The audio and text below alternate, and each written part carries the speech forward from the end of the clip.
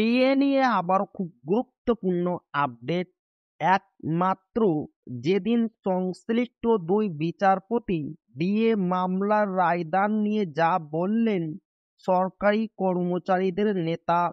November মাস শেষ হতে চললেও এখনো ঝুলে রয়েছে ডিএ মামলার রায়, যা নিয়ে সরকারি কর্মীদের মনে চরম উদ্বেগ ও উৎকণ্ঠার সৃষ্টি হয়েছে। কবে ডিএ মামলার রায় সামনে আসবে সেদিকে তাকিয়ে রাজ্যের লক্ষ লক্ষ সরকারি কর্মচারী। এরই মধ্যে মহার্ঘ ভাতা বা ডিএ মামলার চূড়ান্ত রায় নিয়ে সম্প্রতি এক বিশেষ বার্তা দিয়েছেন কনফেডারেশন অফ স্টেট গভর্নমেন্ট এমপ্লয়িজের সভাপতি শ্যামল কুমার মিত্র। 2016 সালে শুরু হওয়া এ মামলার চূড়ান্ত শুনানি গত 7 সেপ্টেম্বর সমাপ্ত হয়।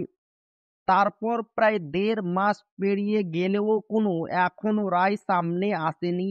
কর্মরত এবং অবসরপ্রাপ্ত কর্মীদের অনেকেই সংগঠনের কাছে জানতে চাইছেন এই মামলার রায় কবে বেরোবে, আদৌ বেরোবে কিনা।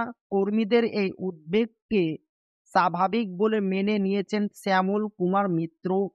তবে একই সাথে তিনি বিচার ব্যবস্থার উপর আস্থা রাখার পরামর্শ দিয়েছেন।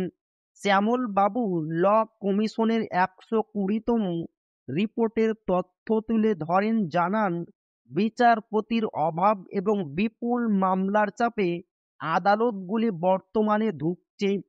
কবে ডিএ মামলার রায় সামনে আসবে এ বিষয়ে শ্যামল বাবু স্পষ্ট জানিয়েছেন, রায় ঘোষণার কোনো নির্দিষ্ট দিনক্ষণ বা ভবিষ্যদ্বাণী করা সম্ভব নয়।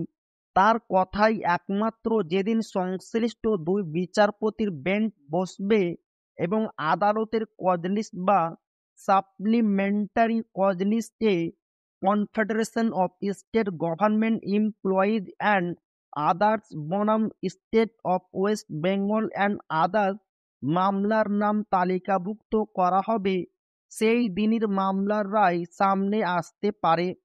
উল্লেখ্য, ডিএ মামলার শুনানি বিচারপতি সঞ্জয় কারোল এবং বিচারপতি প্রশান্ত কুমার মিশ্রের স্পেশাল বেঞ্চে সমাপ্ত হয়েছে।